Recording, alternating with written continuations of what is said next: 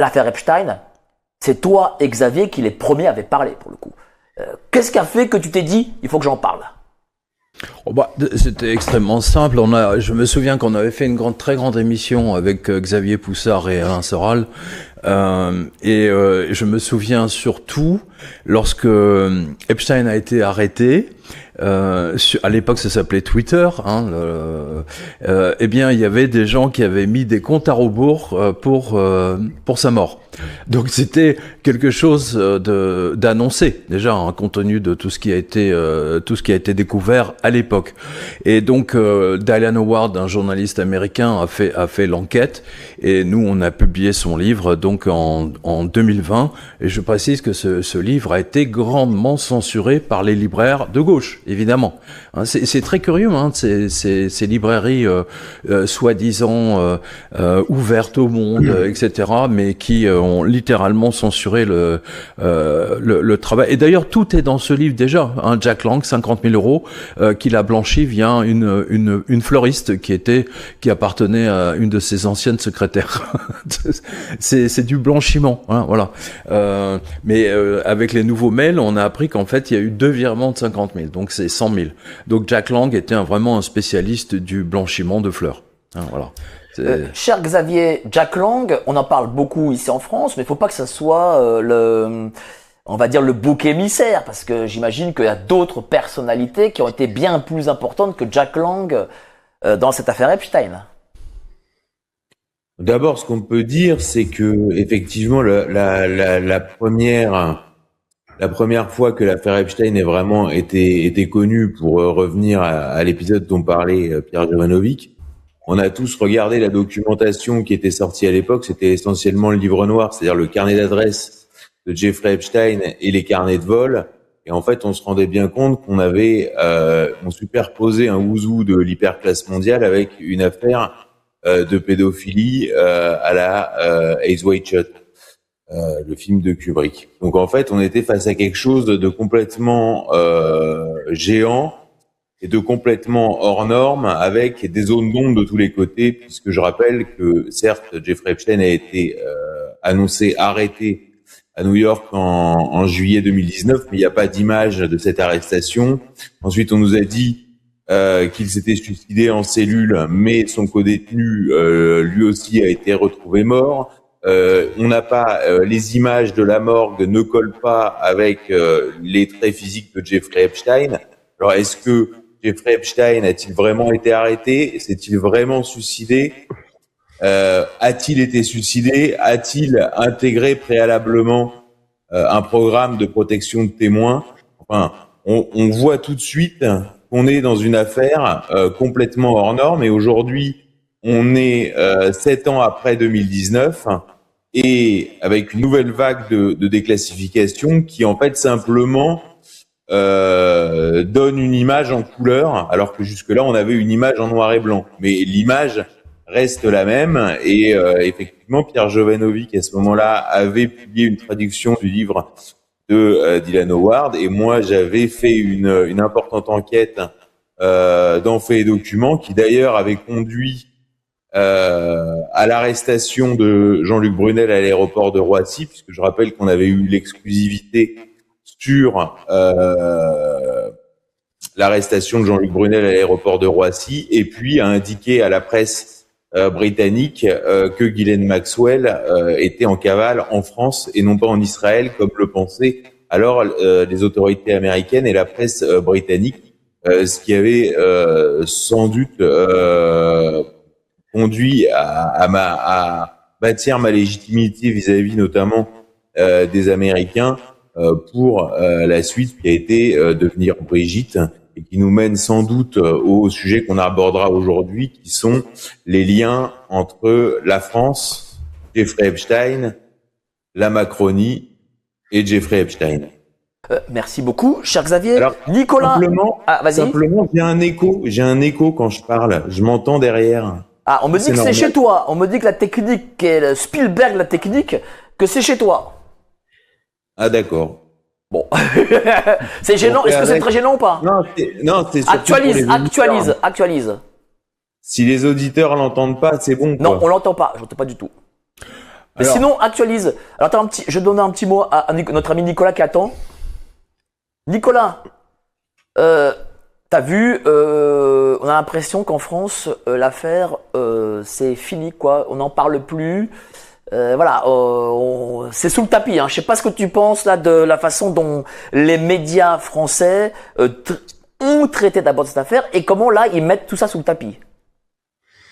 Ben écoute, quand on a commencé à parler de l'affaire de Quentin, on nous a reproché de vouloir parler de cela pour masquer l'affaire Epstein. Et moi, ce que je constate, c'est qu'aujourd'hui, on n'en parle plus. Entre l'Iran, des bombardements qui se font attendre, l'affaire Quentin et tout ce qui va autour, on n'en parle plus du tout. On a lancé, je dirais, à la population le cas Jack Lang. Donc c'était l'arbre qui cachait la forêt. Aujourd'hui, il y a eu eh bien un certain nombre de perquisitions à l'Institut du monde arabe. Et puis maintenant, on n'en parle plus. Et je pense qu'on n'en parlera plus. De toute façon, c'est l'objectif. Et semble-t-il, ça marche très bien. Et seuls les médias alternatifs peuvent peut-être encore en parler aujourd'hui. Et c'est toute l'importance de gens comme Jovanovic ou Poussard pour continuer, et d'autres d'ailleurs pour en parler encore, parce que sinon on n'en parlera plus. Hein. Moi, je peux te le dire, dans 15 jours, dans une semaine, on ne parlera plus de l'affaire Epstein, vu comme c'est parti, entre les crues, le réchauffement climatique et la violence des antifascistes, eh ben, on n'en parlera plus. Et tout le monde se sera mis d'accord là-dessus. Donc oui, bien sûr. On en a parlé, ils ont essayé de dire les conspirationnistes, les complotistes avaient raison, tout en nous moquant évidemment. Bon, il y a ce livre en effet, de toute façon, qui est là depuis longtemps, de Dylan Howard, de l'affaire Epstein, qui a été édité au Jardin du Livre par Pierre Jovanovic. Et puis il va y avoir le livre, et on en fera une grande publicité évidemment sur l'affaire Epstein de Xavier Poussard en avril, je pense. En tout cas, il pourra nous en dire un peu plus là-dessus. Mais s'il n'y avait pas les médias alternatifs, aujourd'hui, on ne parlerait pas de l'affaire Epstein. Et puis c'est tout, basta. Merci à toi, Nicolas. Pierre, pour moi, cette affaire Epstein, elle est bien plus importante. Enfin, bien sûr, ce réseau pédocriminel, c'est très grave. Mais je pense que ça va encore au-delà de ça. Je me pose même la question, si Jeffrey Epstein n'a pas fait partie de ceux avec son réseau de médias, parce que j'imagine que des journalistes allaient à Avenue Foch, il n'a pas fait partie de ceux qui, par exemple, ont créé du bashing à l'époque contre François Fillon, afin de le faire baisser et de faire monter Macron. Je me pose la question si M. Jeffrey Epstein n'a pas fait partie de ceux qui ont fait élire Macron en 2017. Là, ça, c'était Patrick Drahi.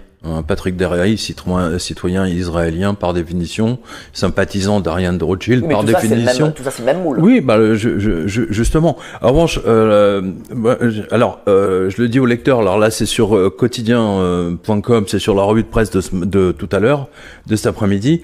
Là, on voit que le ministre, notre ancien ministre, le fameux Bruno Le Maire, qui allait mettre l'économie russe à genoux, hein, on l'a pas oublié. On a un mail d'Olivier Colomb qui dit et en fait on se rend compte dans ce mail que Bruno Le Maire était chez Epstein. Donc c'est tout à fait extraordinaire. C'est-à-dire que tout le gouvernement en fait défilait avenue Foch chez Epstein. Donc en fait, mais ce qu'on voit, c'est au-delà de ça, parce que maintenant ça fait 3 semaines que je lis tous les mails qui ont été rendus publics. Au-delà de l'écœurement de l'autre volet qui est purement littéralement épouvantable, hein, qui concerne notamment les enfants.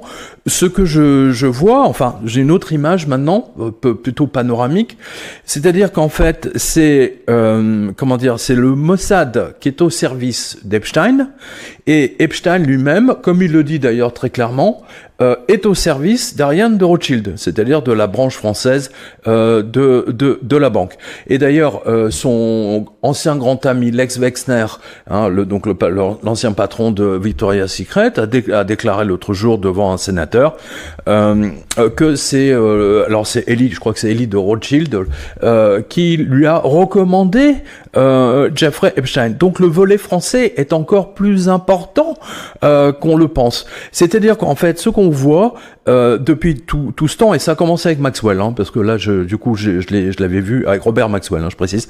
C'est-à-dire qu'en fait, c'est une prise de contrôle totale de l'ensemble des médias européens, américains, canadiens, enfin de tous ceux dont ils ont besoin pour contrôler les flux et surtout pour faire leur délit d'initié. Parce que moi qui avais encore une bonne image de la banque Rothschild, parce que depuis le temps que je chronique la crise bancaire depuis 2008, etc., j'avais vu que la banque Rothschild n'avait pas touché au suprême, elle est sortie tranquillement, en 2008-2009, toutes les banques ont croqué du suprême et ont payé très cher, sauf les banques israéliennes. Et en fait, on se rend compte que tout ça a été organisé par l'équipe d'Epstein. On a tous les mails avec Bill Gates et ainsi de suite, avec Jeff Staley, JP Morgan. Et donc tous ces gens ont pu faire des délits d'initiés qui lui ont rapporté des trilliards, Mike. Des trilliards. Ariane de Rothschild devrait être en prison aujourd'hui pour délit d'initié. Je parle même pas de ces trafics de mannequins pour qu'elle fait venir avec des noms de code à Epstein. Ça va au-delà de ça. Et on voit très bien à travers Lynn de Rothschild, Ariane de Rothschild, le baron de Rothschild, je rappelle, il avait sauvé Libération en 2005. Libération était en faillite totale, malgré les aides de l'État. Qui arrive, c'est le baron de Rothschild. Voilà. Une fois quand BFM arrive, qui le rachète, c'est Patrick Drahi. Enfin, on voit que il y a une prise et que c'est un plan. Et c'est un plan global parce que c'est beaucoup plus simple d'acheter les médias que de dépenser des millions juste pour acheter un char. Donc on prend le contrôle des esprits et en tant que journaliste, moi je vois ça depuis maintenant 40 ans. Moi je l'ai vu avec Philippe Tesson qui était mon patron, je rappelle. Et on a vu l'arrivée d'un milliardaire qui s'appelait Jimmy Goldsmith. C'est pas Goldnadel, c'est Goldsmith, qui avait dans l'idée de racheter un certain nombre de journaux en Europe. C'est pas du tout innocent, c'est un véritable plan. Et on voit que là, alors moi j'ai jamais été complotiste avec les Rothschild et tout, mais je suis forcé de constater que ils ont décidé effectivement de racheter la totalité des médias. C'est extrêmement clair, net et précis. Voilà. Alors on a d'autres dans le genre délit d'initié. Alors j'en ai publié ce matin. Alors par exemple, regardez, le grand remplacement. Vous savez tous les migrants qui arrivent, etc. Il y a déjà, pourquoi Epstein discutait-il avec les Rothschild en 2001 du financement du pacte mondial des Nations Unies sur les migrations? Donc la même année que le 11 septembre et le début de la guerre, etc. Pourquoi Epstein a-t-il échangé des courriels, des mails avec des contacts des services de renseignement israéliens au sujet des évolutions démographiques européennes? Et pourquoi surtout, alors vous êtes tous témoins, là je m'adresse à tous nos spectateurs, pendant 15 ans, BFM nous a vendu des migrants. CNews ou iTélé nous a vendu des migrants, des ingénieurs, des futurs médecins et tutti quanti. Ils ont lu tout Victor Hugo. Bien sûr. C'est ce qu'il disait Francis Huster. Oui. Voilà. Donc en fait tout ça. Bref. Alors il y a notamment un des amis d'Epstein, Pritzker, dans les courriels, il parle d'importer des masses. Écoutez bien, d'importer des masses pour, je cite, déstabiliser l'Occident. C'est clair, net et précis. Alors, quatrième point, les conseils d'Epstein avaient prédit des changements démographiques. Des documents révèlent que les milliardaires israéliens financent les ONG qui protègent les migrants qui vont les chercher en pleine mer pour les sauver, etc., pour transporter des migrants en bus et porter atteinte à la souveraineté nationale. Le prétexte invoqué est la crise climatique. Voilà, c'est clair, net et précis. Donc, si nos spectateurs attendaient quelques révélations, c'est encore pire. Je vous le dis, c'est encore pire que tout ce que vous avez imaginé. C'est encore pire. Moi, ça fait 3 semaines que je suis là-dessus. C'est pas que je m'en suis rendu malade, mais presque. Voilà, tellement c'est ignoble. Cher Xavier, c'est pire encore que ce qu'on imagine, réellement? Ça raconte comment fonctionnent les démocraties libérales, comment fonctionne l'Occident collectif. tout simplement. Et ça raconte un pouvoir qui est en fait extrêmement réduit et qui semble tentaculaire et qui aujourd'hui est démasqué. C'est-à-dire que c'est un pouvoir qui fonctionne dès lors qu'il est caché. Or, dès lors qu'il est démasqué, ce pouvoir ne fonctionne plus. Et Nicolas déplorait le fait que les médias soient passés à autre chose. Je vois quand même que Libération du jour consacre quand même sa couverture à l'appartement du 22 avenue Foch. Des enquêtes sont quand même ouvertes sur Jack Lang. On voit que Marlène Schiappa s'est empressée de faire une... Xavier, on fait semblant, tu le sais bien. Ils font semblant. Non, mais il y a le bruit de fond est là, si tu veux. Le bruit de fond est là, c'est un canard sans tête. C'est comme Emmanuel Macron, nous on fait Brigitte, bon, ils sont encore là. Après, tu peux faire semblant de pas voir ou jouer au con. Mais il erre dans son quinquennat et il erre sur la scène internationale comme un canard sans tête. Les réseaux qui sont derrière Epstein sont de fait décapités. On voit que des arrestations ont commencé parce que, alors soit on dit, il y a pas d'arrestation, finalement, Trump a trahi sur Epstein, on n'a rien eu. Soit quand il y a des arrestations, on dit rien. Mais il y a une arrestation aujourd'hui de Lord Peter Mandelson, qui est un des cadres de ce système au niveau britannique. Il y a eu l'arrestation du prince Andrew. Il y a quand même une enquête ouverte sur Jack Lang. On va voir jusqu'où cela mène. On voit que pour l'instant, la France est relativement épargnée dans les flots de révélations que nous avons. On voit quand même une audience de monsieur Leslie Wexner, cofondateur du méga groupe, le groupe de ceux qui ont donné à Jeffrey Epstein son train de vie de milliardaire, parce qu'on comprend rien à l'affaire Epstein si on ne comprend pas que des gens ont donné à Jeffrey Epstein les moyens de vivre comme un Bernard Arnault ou comme un Jeff Bezos. Ces gens-là sont le méga groupe. C'est un groupe qui a été créé en liaison avec le Congrès juif mondial et avec la famille Rothschild. La famille Rothschild apparaît partout dans l'affaire Epstein.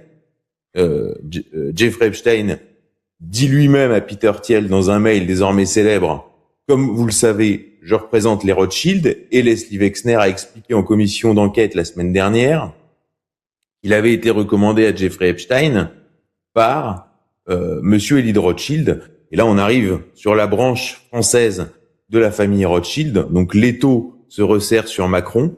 D'ailleurs, dans les mails, Emmanuel Macron est bien présenté à Epstein comme celui qui doit diriger l'Europe et peut-être même le monde. Ça veut dire que pour le réseau Epstein, Emmanuel Macron devait être celui qui accomplit le nouvel ordre mondial. Cela dit, tout était déjà sous nos yeux. Quand The Economist, qui est propriété de Lynn Forrester Rothschild, la même Lynn Forrester Rothschild qui a introduit Jeffrey Epstein auprès de Bill Clinton à la Maison Blanche dès 1993.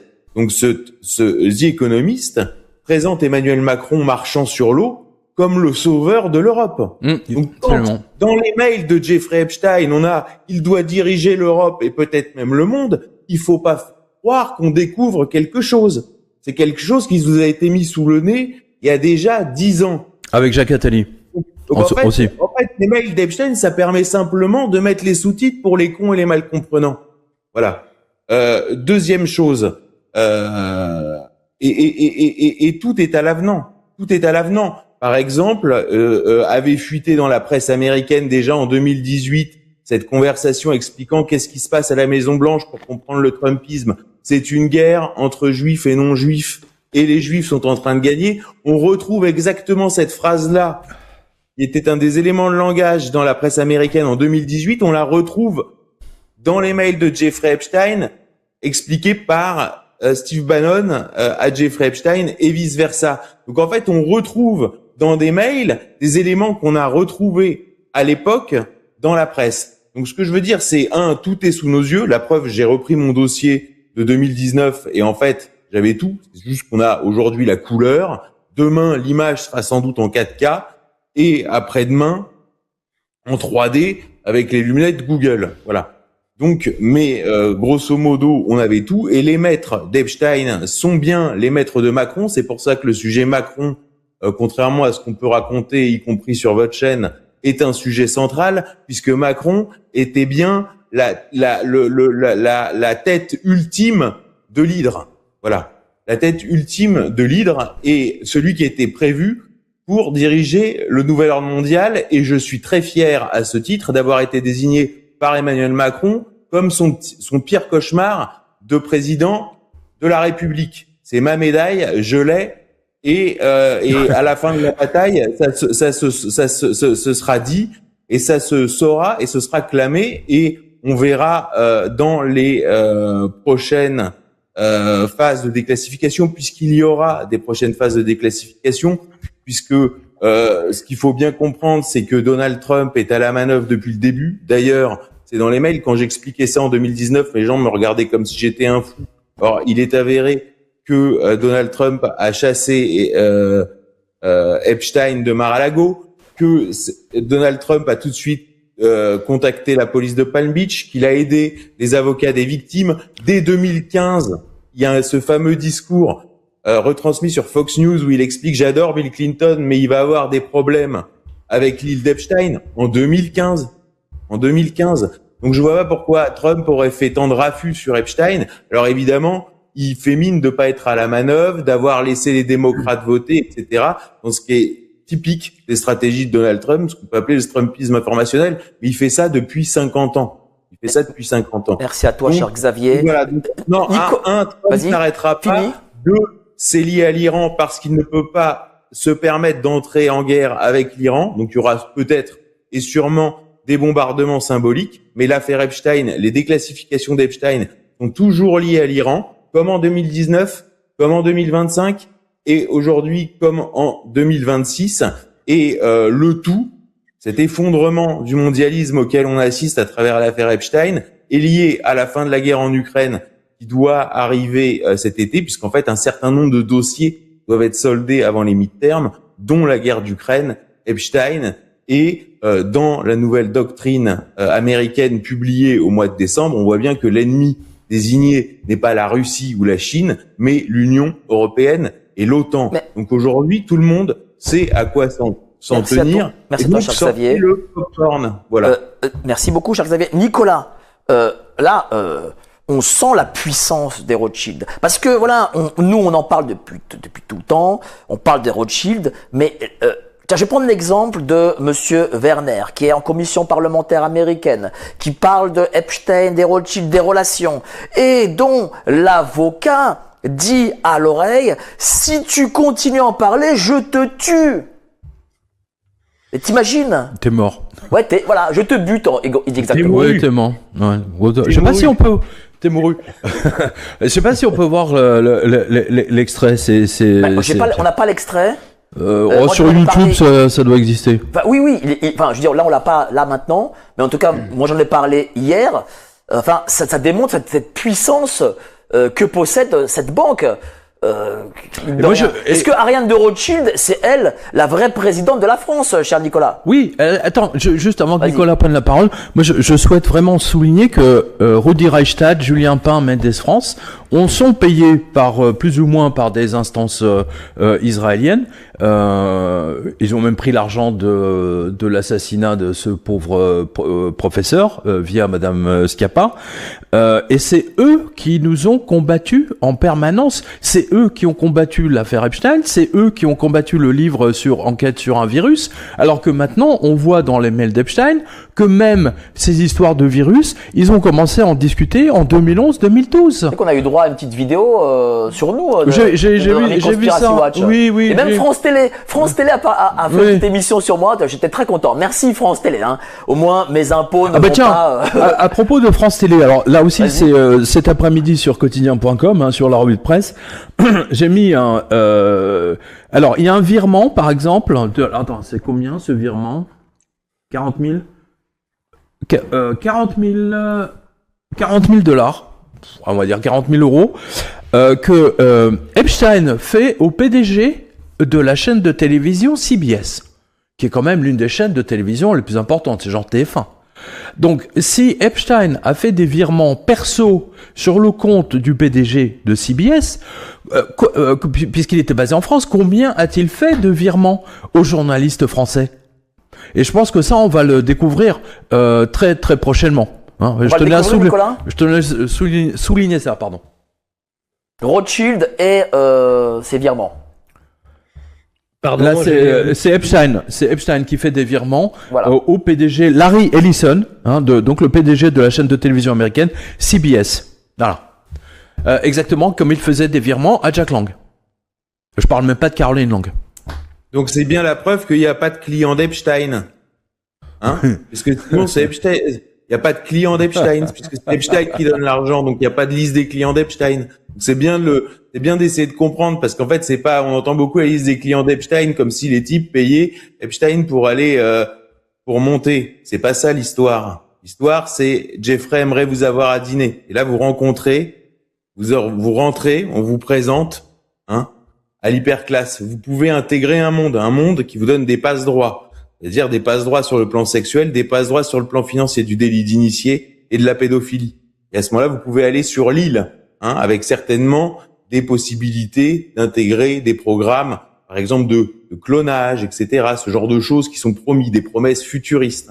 Hein, un accès à la science, c'est un pack all-inclusive qui vous donne les clés de l'hyperclasse mondiale. Il faut revoir le film, d'ailleurs, The Island, qui en fait est sur une ferme de clones qui sont sortis, qui sont élevés afin de leur prélever leurs organes et pouvoir régénérer les corps des membres de l'hyperclasse. Hein. C'est sans doute à ça que visait le réseau Epstein, avec un projet qui, encore une fois, nous a été présenté tout simplement par Jacques Attali. Quand Jacques Attali nous expliquait qu'il faudrait un nouvel ordre mondial avec un gouvernement mondial dont le siège serait à Jérusalem, parce que ce serait un bel endroit comme siège pour un gouvernement mondial, c'est le projet Epstein. C'est signé. C'est le monde d'Epstein. C'est le monde de Jeffrey Epstein. Et ce monde est en train de s'écrouler. Voilà. Nicolas, tu voulais rebondir? Ah non, moi j'ai pas voulu rebondir. Si tu veux me poser une question, vas-y. Sur l'affaire Rothschild. Moi, tout ce que j'ai à dire sur les Rothschild, Pierre Jovanovic disait je suis pas complotiste, j'étais pas à insister sur les Rothschild. Ou est-ce qui est vrai, c'est que les Rothschild, c'est qui les Rothschild? C'est l'invocation macabre des Rothschild peut-être.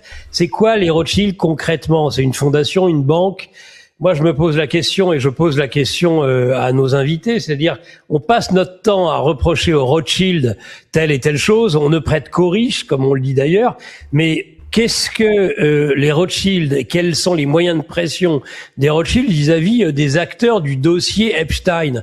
Moi, j'ai bien compris qu'Ariane de Rothschild était en échange permanent avec Jeffrey Epstein sur les mails d'Epstein. Mais maintenant, et qu'elle demande à Epstein d'intervenir pour Dieudonné. Hein, faut le souligner. Alors voilà, l'intervention aussi sur Dieudonné, là c'est encore plus incroyable, c'est-à-dire entre Ariane de Rothschild et Jeffrey Epstein, il est question de Dieudonné, de soi-disant antisémite, et donc 2 ou 3 jours après, Manuel Valls va balancer une fatwa sur Dieudonné, et on en voit les conséquences encore aujourd'hui. Donc moi, la question que je poserais, parce que en fait je suis plus là pour poser des questions qu'affirmer des convictions et des certitudes sur ce dossier, et je pense qu'on a 2 spécialistes qui ont eux des éléments, c'est comment concrètement les Rothschild peuvent avoir une influence sur tout ça. Moi j'aimerais savoir. Alors attends, mais je vais donner un exemple très très précis, parce que dans les échanges de mails, on voit que Epstein coordonne entre guillemets l'arrivée des confinements, les virus, et ils discutent de tout ça. Et alors la banque Rothschild a fait la même chose que Bill Gates ou Epstein. Par exemple, en 2021. En 2021, si vous aviez investi 10 000 euros dans la firme, dans une des firmes qui s'appelle Pfizer, en 2019, eh bien, vous avez multiplié par 200. C'est-à-dire que si vous mettez, je sais pas, 10 000 euros, vous vous retrouvez avec 10 millions. Eh bien, ce sont des délits d'initiés typiques qui ont été faits aussi bien par Bill Gates que par la banque Rothschild, Ariane de Rothschild, ou que ce soit la branche française ou la branche anglaise. Je sais pas si les 2 branches sont en concurrence. Mais vu comment Lynn de Rothschild, Hill Forrester de Rothschild rachète les médias aux États-Unis et comment Ariane de Rothschild rachète les médias en France, ben on voit bien que c'est un mouvement coordonné des Rothschild pour prendre le contrôle des médias. C'est quand même extrêmement précis. Et donc avec les médias, on peut induire les gens en erreur ou leur dire attention, le confinement, machin, etc. Et Bill Gates a transformé sa fortune littéralement. Mais justement, on va continuer sur cette discussion qui est excessivement intéressante et on va donner des pistes vraiment sur cette affaire Epstein. BlackRock, je sais que tu voulais parler de BlackRock. Oui, donc juste pour enchaîner sur ces histoires de délit d'initié, je rappelle que BlackRock aujourd'hui a pris la place de Goldman Sachs, c'est le numéro 1 mondial. Larry Fink, le PDG de BlackRock, peut faire sauter la totalité du système financier mondial simplement s'il s'est levé du mauvais pied. Mais là, on a encore un échange de mails, alors qui est encore plus extraordinaire. Regardez, Larry Fink qui explique qu'il faut dépopuler. Il faut faire une dépopulation, c'est-à-dire tuer les gens, grosso modo, car c'est une bonne chose. Ce qui explique donc son entente régulière avec Bill Gates. Comme le disait Xavier Poussard tout à l'heure, effectivement, la tête de l'hydre est tombée, mais moi je connais la mythologie grecque. Une hydre, ça a plusieurs têtes, et quand on coupe la tête, elle repousse. Voilà, donc il nous faut un héros grec là. Il nous faut un héros. Attends, cher Xavier, envie de lire un magazine rentable. Juste une chose, pardon. Vas-y. Juste une chose. Pour Epstein, on voit à quel point il est vicieux et il calcule tout, parce que le patron de BlackRock, donc c'est Larry Fink, mais donc qu'est-ce qu'il a il a décidé, c'est de prendre dans ses filets le fils de Larry Fink, Joshua Fink, qui est tombé amoureux d'une fille qui lui a été envoyée par Epstein, et la fille elle demande par mail à Epstein parce qu'elle n'est pas amoureuse, et maintenant je fais quoi?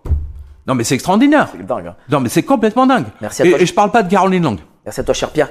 Xavier, dis-moi, est-ce que l'affaire Epstein a fait que nous vivons un différent avenir qu'on aurait dû vivre, dans le sens où on a eu Macron, on a eu la crise sanitaire, peut-être même la guerre entre Russie et Ukraine, peut-être même la fédéralisation de l'Europe, les migrants dont a parlé Pierre Jovanovic. Est-ce que tout ça est lié à l'affaire aussi Epstein ? L'affaire Epstein, son dévoilement marque un tournant. C'est le turning point, comme disent les Américains. Bon, donc ce qu'il faut, c'est comprendre dans quel monde nous étions pour comprendre vers où on va. Et donc en fait, qu'est-ce qui se cache derrière cette phrase? Comme vous le savez, je représente les Rothschild. Parce qu'en fait, là, il y a beaucoup de fantasmes. Il y a plusieurs niveaux de compréhension des Rothschild.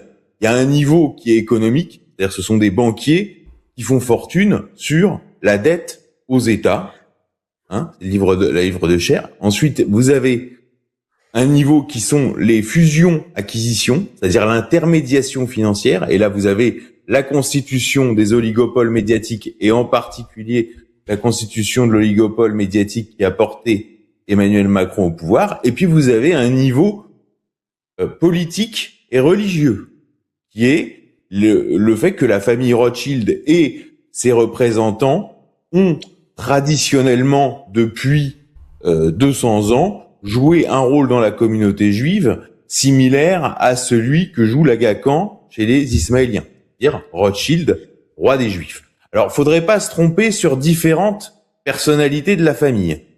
Notamment, il y a une relation avec Lynn Forrester Rothschild, donc qui est une pièce rapportée, qui elle est sans doute qui vient du monde de l'aérien en fait. Son père dirigeait un aéroport dans la région de New York, et on retrouve tout le temps ce monde de l'aérien, y compris chez l'épouse, ou soi-disant épouse de Leslie Wexner, qui elle dirige le bureau américain de la principale société aérienne israélienne. Donc en fait, il y a tout ce monde de l'espionnage qui arrive aussi, et on a une superposition de plusieurs mondes. Mais Lynn Forrester Rothschild, par exemple, elle va jouer un rôle d'intermédiaire auprès des Clinton.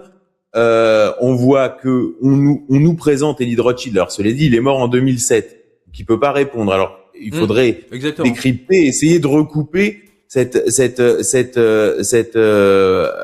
accusation de Leslie Wexner. Ce qu'il faut savoir, grosso modo, c'est qu'au début, il y avait 5 branches de la famille. C'est très connu, un qui est parti à Vienne, un qui est parti à Paris, un à Londres, un à Naples, et un qui est resté à Francfort. Aujourd'hui, c'est assez différent puisqu'on a grosso modo deux branches anglaises, mais qui se sont ces dernières années affiliées aux branches françaises, c'est-à-dire la branche Jacob et la branche Evelyne de Rothschild, et qui sont en train de s'effondrer et dont les affaires ont plus ou moins été rachetées par la Banque française. La Banque française, il y a traditionnellement trois branches.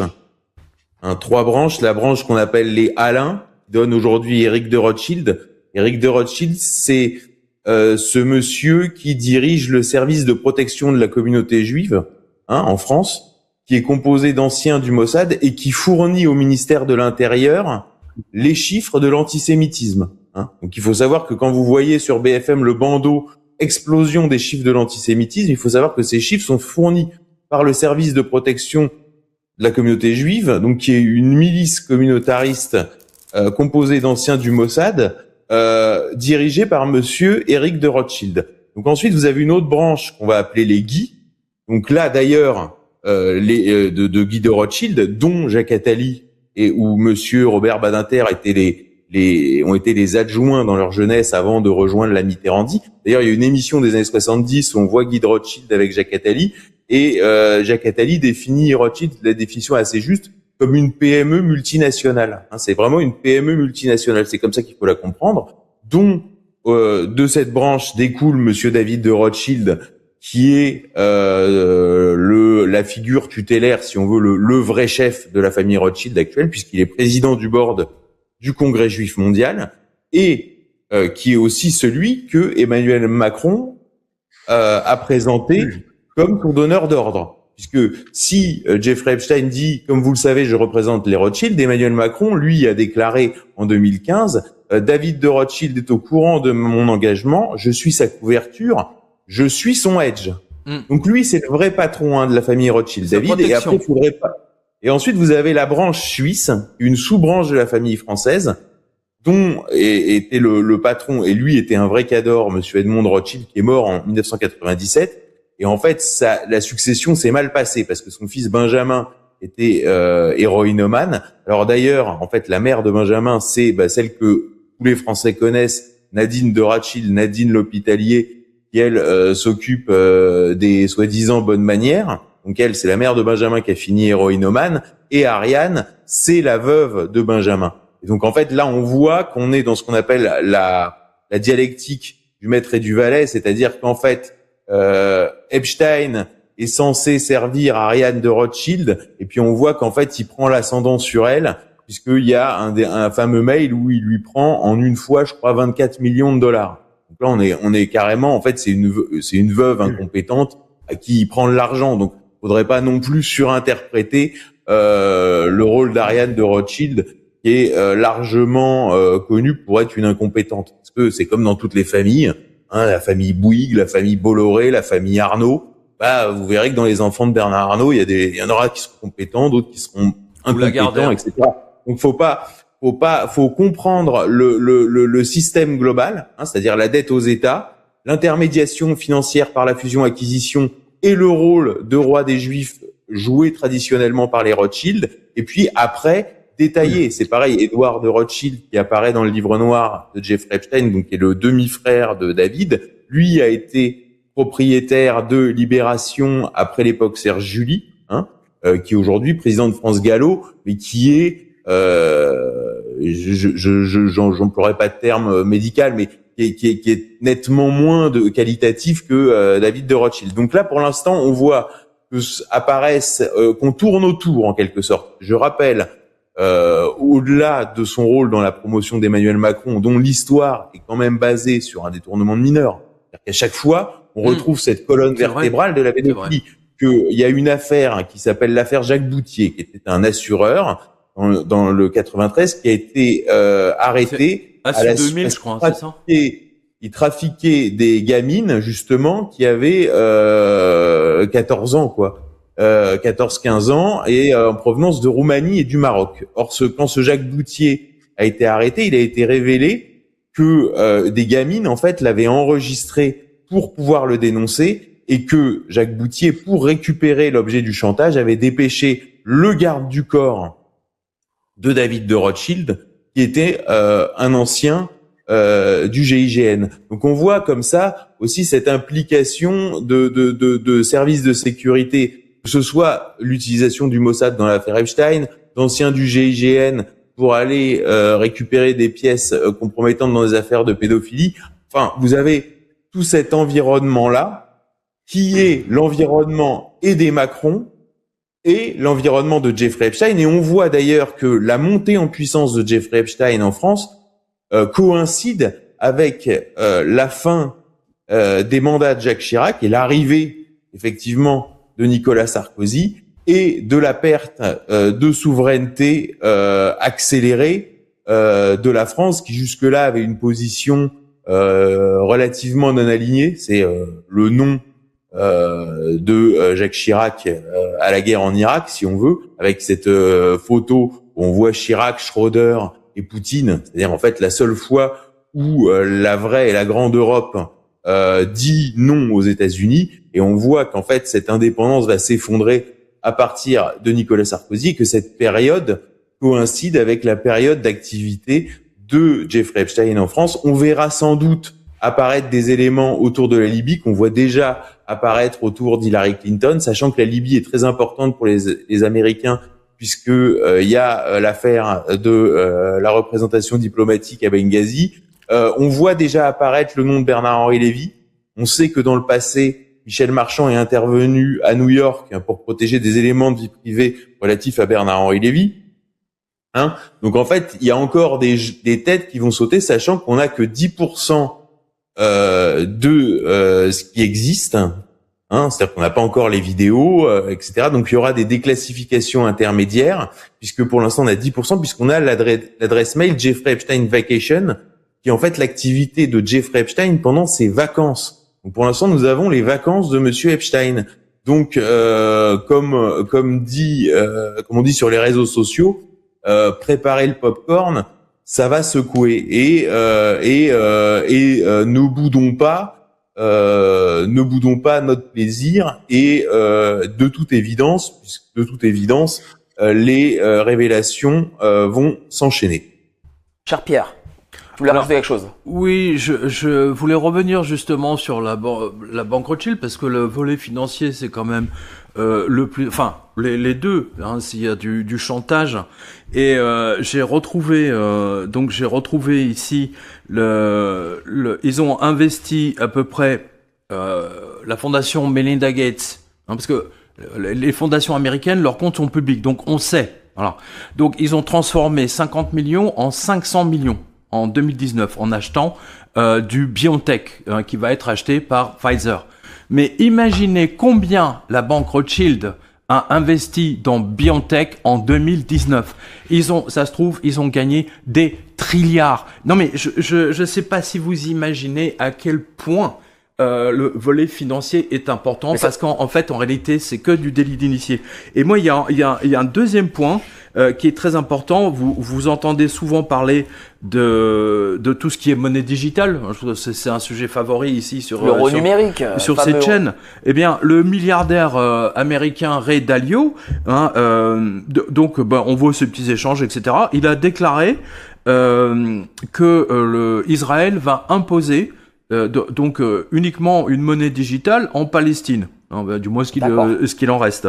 Et il a déclaré: il n'y aura aucune confidentialité. Toutes les transactions seront connues, et si vous êtes politiquement défavorisé, vous pourriez être banni. Donc en fait, et c'est ce que dit Mohamed Cheda, c'est-à-dire les Palestiniens sont les cobayes du monde. Des essais d'armes à l'identité numérique, en passant par le contrôle de l'apport alimentaire en calories, etc. Tout est testé effectivement en Palestine. Et tout ça, on voit tout ça dans les médias. Par le biais d'une banque centrale? Oui, Banque centrale d'Israël. D'accord. Et c'est eux donc du coup qui font cette identité. Ouais, moi je rappelle, je l'ai montré dans 2008. On en a parlé ensemble. Bien sûr. J'ai dit dans 2008 le plus étrange, j'avais rendu Larry Summers responsable de cette crise financière mondiale, parce que c'est lui qui a pris les décisions les plus critiques. Qui est Larry Summers? C'est l'ami proche de Jeffrey Epstein, et on voit les échanges de mails. Donc tout ça a été piloté par Israël. Mais c'est énorme. C'est absolument énorme. Enfin bon, Bah si.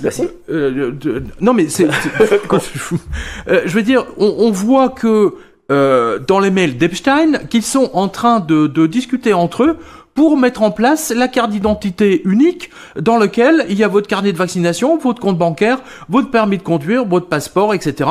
Et que vous serez surveillé de 24 heures sur 24, y compris le nombre de calories que vous mangez et qui va être déduit de ce que vous dépensez en banque. De la surveillance. Voilà. Mais tout ça, bien entendu, sous le faux prétexte bidon du réchauffement climatique. Mais ça, c'est véritablement, on voit les échanges entre eux. C'est une mascarade. Les amis, nous sommes parvenus au thème de cette vidéo. J'espère qu'elle vous a plu. Si c'était le cas, n'hésitez pas à liker cette vidéo, à la partager, abonnez-vous à ma chaîne et activez la cloche de notification pour ne manquer aucune de mes prochaines publications. On se donne rendez-vous à la prochaine vidéo. D'ici là, portez-vous bien. Bye.